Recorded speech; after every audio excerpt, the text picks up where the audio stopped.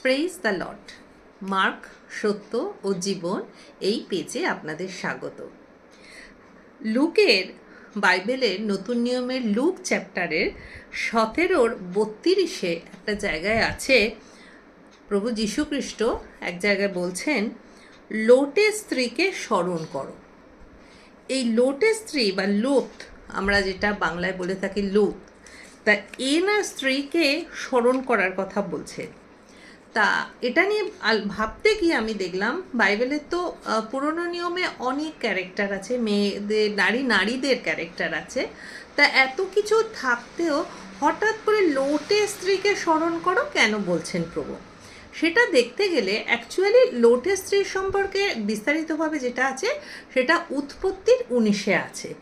এবার আমি সেটা নিয়ে দেখতে গিয়ে একটু যে জিস্ট আছে সেটা আমরা সবাই কম বেশি জানি।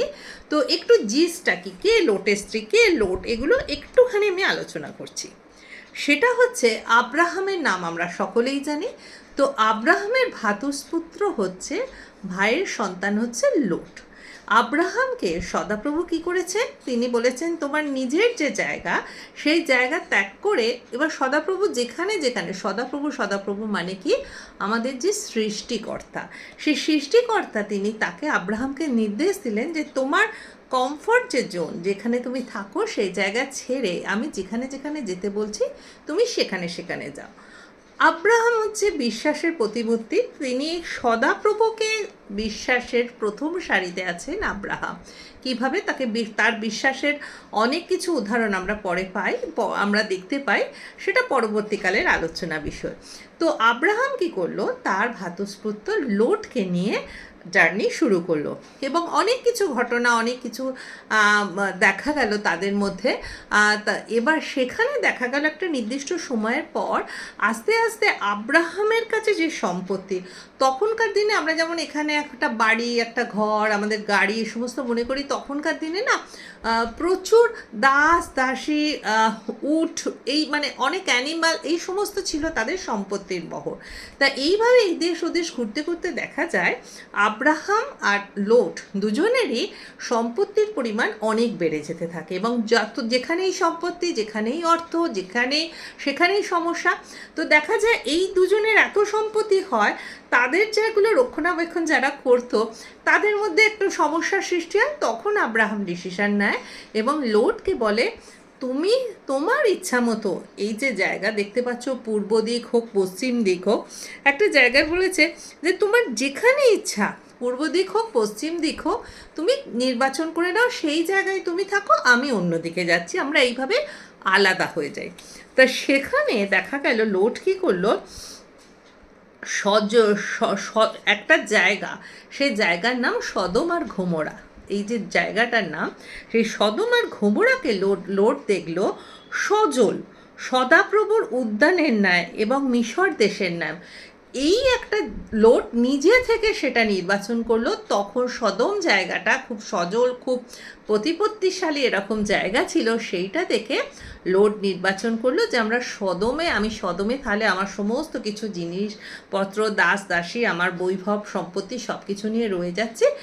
এবার এই জায়গাতে দেখো নির্বাচনটা করলো লোট নিজে, যে আমি কোথায় থাকবো। কি দেখে নির্বাচন করলো? ওর সজল, দূর থেকে দেখলো ওর সজল জায়গা এবং খুব সুন্দর উর্বর জায়গা, এইসব দেখে তার পছন্দ হলো, নির্বাচিত করলো। সে নিজের বুদ্ধির উপর নির্ভর করলো এবং সে যেটা ঠিক করলো, অ্যাকসেপ্ট করলো। আব্রাহাম বললো, হ্যাঁ তুমি সেখানেই থাকো। এবার কি হলো, আব্রাহামকে ঈশ্বর কি বলছে দেখো, আব্রাহামের কাছে সদাপ্রভু এলেন যে স্থানে, এবং এসে কি বললেন দেখো, যে স্থানে তুমি আছো সেই স্থান থেকে উত্তর, দক্ষিণ, পূর্ব, পশ্চিমে দৃষ্টিপাত করো, কেননা সে সমস্ত দেশ তুমি দেখতে পাচ্ছ, ইহা আমি তোমাকে ও যুগে যুগে তোমার বংশকে দেবো, আর পৃথিবীস্থ ধূলির ন্যায় তোমার বংশবৃদ্ধি করব। কেহ যদি পৃথিবীর ধূলি গণিতে পারে তাহলে তোমার বংশ গুনতে পারবে। তাহলে দেখো একটা ডিফারেন্স, সদম আর গমোরাকে দূর দেখে, সজল দেখে লোট নির্বাচন করলো। তার পরিণতি পরবর্তীকালে কি হবে দেখা যাক। আর আব্রাহাম নির্ভর করেছিল ঈশ্বরের উপর, বিশ্বাস সহকারে ঈশ্বরের উপর নির্ভর করেছিল বলে ঈশ্বরের কাছ থেকে কিভাবে ব্লেসিং পেল সেটাও আমাদের দেখার বিষয়। এবং আমরাও কি করি আমাদের দৈনন্দিন প্রাত্যহিক জীবনে, আমরা অনেক সময় কি করি, আমরা নিজেদের বুদ্ধিতে, নিজেদের বিচার শক্তিতে আমরা অনেক কিছু, মানে ঈশ্বর কি চাইছেন, অ্যাকচুয়ালি আমাদের সৃষ্টিকর্তা তার তো কোনো আমাদেরকে নিয়ে কিছু উদ্দেশ্য আছে আমাদের তৈরি, মানে আমরা যে জন্মেছি, সারা সংসারে কাজকর্ম করলাম, একটা নির্দিষ্ট বছর পর আমাদের মৃত্যু হলো, তার তো কোনো পারপাস নেই। পারপাস তো আছে আমাদের জীবনে জন্মাবার।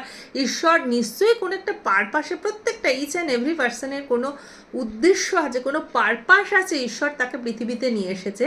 তা আমরা এই জিনিসটাকে সম্পূর্ণরূপে এক এক সময় একদম সাইড করে আমরা ভীষণ নিজের, আমরা যেটা বলছি নিজের বিচার বুদ্ধি বিবেচনা শক্তিতে আমরা কোনো কিছু নির্বাচন করি এবং আমরা কখনো জানতে চেষ্টা করি না সত্যি কি ঈশ্বর এটা চেয়েছে আমাদের কাছ থেকে। তারই দুটো ফল এখানে ডিফারেন্স আমরা দেখছি। ঈশ্বরের দিকে চেয়েছিল আব্রাহাম, তার ব্লেসিং কি পেয়েছে, আর নিজের বিচার বুদ্ধিতে নিজের যেটা ভালো লাগার বিষয়ের উপর নির্ভর করে লোট এই যে সদম আর গমোরাকে চেয়েছে, তার কি হলো দেখা গেল। সদম আর গমোরা নিয়ে অনেক কিছু এরপরে দেখা গেল। সদম আর গমোরায় অ্যাকচুয়ালি থাকতো অত্যন্ত পাপিষ্ট, একদম একটা জায়গায় কম মানে উল্লেখ করা আছে যেখানে অত্যন্ত দুষ্ট আর পাপিষ্ট লোকেরা সদম আর গমোরায় থাকতো। পাপিষ্ট মানে ওই দেশের সেই সময় প্রচুর পরিমাণে ব্যভিচার হতো, কোনো রকম কিছু মানা হতো না, ব্যভিচারের একদম কেন্দ্রভূমি ছিল, অনেক অন্যায় হতো, অনেক কিছু হতো। তা সেই জায়গা ছিল সদম আর গমোরা। এইভাবে হতে হতে তখন সদাপ্রভু একদিন ঠিক করলেন যে সদম আর গমোরা এত অন্যায়, এত অবিচার, এত ব্যভিচার বেড়ে গেছে, এই জায়গাকে ধ্বংস করা হবে। তখন আব্রাহামের কানে যখন এই কথা এলো, আব্রাহাম তো শুনতে পেল, তার মাঝখানে অনেক ঘটনা ঘটেছে। এবার তোমরা উৎপত্তির 19টা যদি তোমরা পড়ো সেই জায়গাতে বিস্তারিতভাবে বুঝতে পারবে, সেটাকে আমি জিস্ট করে বলছি। তখন আব্রাহামের কানে এলো যে এরকম সদম আর গমোরাকে তো বলছে যে ধ্বংস করা হবে। ঈশ্বর বলছে, আমরা বাংলা ভাষায় সদম আর গমোরা বলছি, এটাতে উর্দু ভাষায় বা ইংলিশে এগুলোর একটু টার্মগুলো চেঞ্জ হতে পারে, ওকে। তো তখন আব্রাহাম কি করলো, সদাপ্রভুর কাছে গেল। দেখো প্রত্যেকটা বিষয় আব্রাহাম কিন্তু সদাপ্রভুর কাছে যাচ্ছে, গিয়ে জিজ্ঞাসা করছে আচ্ছা ওখানে যে দুষ্টু লোক আছে তার মধ্যে যদি 50 জন ধার্মিক থাকে তাহলেও কি তাদেরকেও ধ্বংস করে দেওয়া হবে? এই করতে করতে কিন্তু ডাউট হচ্ছে 50 জন থাকার কথা নয়। তারপরে সে আরও কমাচ্ছে, আস্তে আস্তে দেখা যাচ্ছে সে আর একবার যাচ্ছে সদাপ্রভুর কাছে যে তুমি রাগ করো না, আমি আবার জিজ্ঞেস করছি 40 জন থাকলে কি সেটা ধ্বংস করা হবে? তখন সদাপ্রভু বলছে না 40 জন যদি ধার্মিক থাকে তাদেরকে বাঁচিয়ে দেওয়া হবে। আবার ডাউট হয়েছে, আবার গেছে, গিয়ে বলছে 30 জন।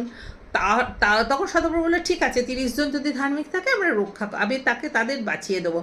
এই করতে করতে 30 থেকে 20 হলো, 20 থেকে 10-এ এসে যখন বললো তুমি সদাপ্রভু তুমি আমার উপর ক্রুদ্ধ হয়েও না, সত্যি যদি 10 জন ধার্মিক ওই সদম আর গমোরাতে থাকে তাকে কি তুমি বিনাশ করবে? তখন সদাপ্রভু তাকে আশ্বস্ত করলো যে ধার্মিক যে 10 জন থাকবে আমি তাকে রক্ষা করব।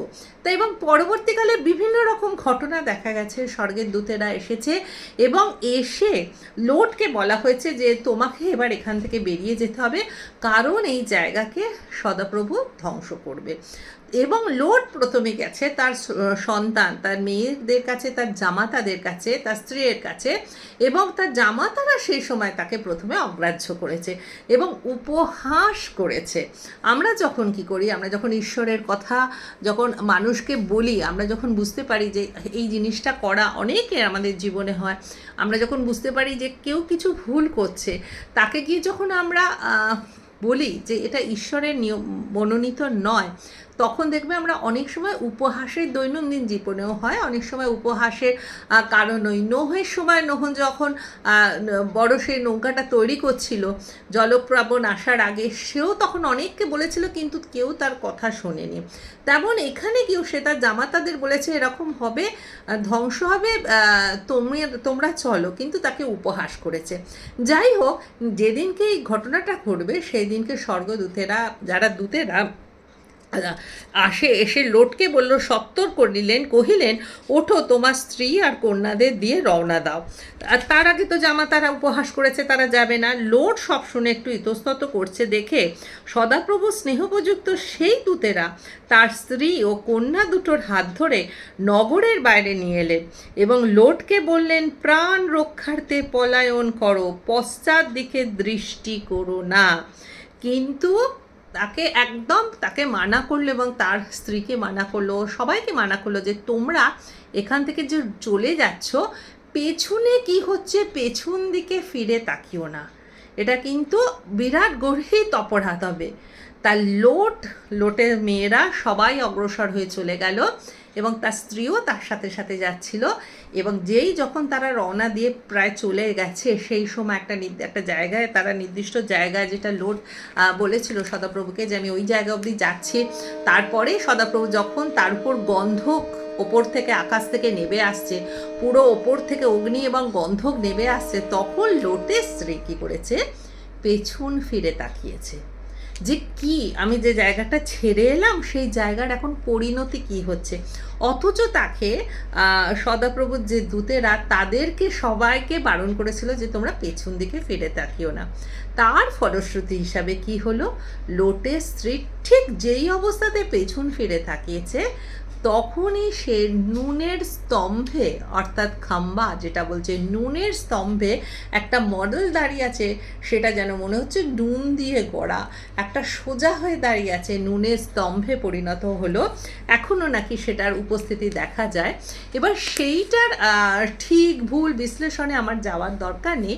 যেটা আমাদের এক্ষেত্রে আমরা কী কী জিনিস দেখলাম, লোট আর আব্রাহাম দুজনের দুই দৃষ্টিতে দেখলাম, লোট নিজের পছন্দ অনুযায়ী জায়গা বিচার করেছে এবং তাতে তার প্রাপ্তি কী হলো, সদম আর গমরার এইভাবে গন্ধকে অগ্নি বর্ষণ করে ধ্বংস হলো। আর আব্রাহামকে এত বেশি বংশ দেয়া হলো, জনক আব্রাহামকে করা হলো, যার বংশ ধূলিকণার মতো গণনা করা যাবে না। এই একটা ব্লেসিং। আর দ্বিতীয় ব্লেসিং হচ্ছে আমাদের লাইফে আমরা কি করি, সদাপ্রভুকে গ্রহণ করি, ঈশ্বরকে গ্রহণ করি, তার পথে চলার চেষ্টা করি, কিন্তু লোটের স্ত্রী কি করেছিল, লোটের স্ত্রীর দেহটা সেই জায়গা থেকে, অর্থাৎ সেই সদম আর গমোরা থেকে দেহটা বেরিয়ে এসেছিল, কিন্তু তার মন, আত্মা, প্রাণ পড়েছিল সেই পেছন দিকে। এবং সেই দিকে সে যখন তাকালো, তাকে নুনের খাম্বা বা স্তম্ভ করে সেখানেই রেখে দেওয়া হলো। তা এইটাই আমরা বাস্তবিক জীবনে করি। আমরা হয়তো ঈশ্বরকে গ্রহণ করেছি, ঈশ্বরীয় পথে চলার চেষ্টা করছি, কিন্তু আমরা আমাদের পুরনো জীবন, পুরনো লাইফ এবং পেছন ফিরে সেই পাস্টের কথা চিন্তা করা, পাস্ট সম্পর্কে ননস্টপ আলোচনা করা, সেটা মনের মধ্যে পুষে রাখা, এই সব করাতে আমাদেরও জীবন কিন্তু লোটের স্ত্রীর মতো, অর্থাৎ সেই এক জায়গায় স্ট্যাগন্যান্ট একটা নুনের খাম্বার মতো আমাদেরও জীবন অনেক সময় হয়ে যায়। কারণ আমরা মুখে বলছি, দেহটাকে হয়তো বার করে নিয়ে এসেছি, অন্তরে আত্মায় আমরা এখনও সে পূর্ব জীবন, যেটা থেকে আমরা নিজেদের মুক্তির জন্যে ঈশ্বরের কাছে এসেছি এবং ঈশ্বরের কাছে আমরা পাপ স্বীকার করেছি, কিন্তু বারবার আমরা সেই পুরনো লাইফে আমরা ফিরে যাচ্ছি। বারবার আমরা সমাজের ভয়ে ঈশ্বরের রাজ্যে যেগুলো গ্র্যান্টেড নয় সেইগুলোকে আমরা, না সমাজ কি বলবে, না আমার প্রতিবেশী কি বলবে, না আমার আত্মীয় স্বজন কি বলবে, সেই ভয়ে আমরা সেই পুরনো কালচারের সেই কিছু শুরু করছি। তখন লোটের স্ত্রীর মতো কিন্তু জীবন আমাদের স্তম্ভের মতো দাঁড়িয়ে যাবে। একটা জিনিস দেখো, যখন কেউ মারা যায় তখন কি হয়, সে ভূমিতে পড়ে যায়।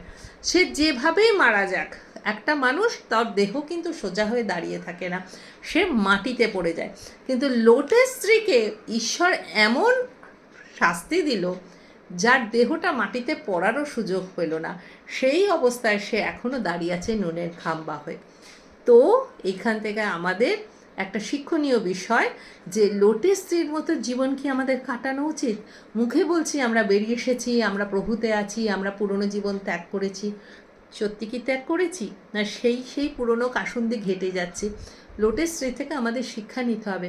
ভবিষ্যৎ যেটা হয়ে গেছে, যেটা জীবনে চলে গেছে, জীবনে যে কতগুলো রঙিন বসন্ত আমাদের চলে গেছে, তাকে নিয়ে আক্ষেপ করে সেটা কোনো দিন ফেরত আসা যাবে না।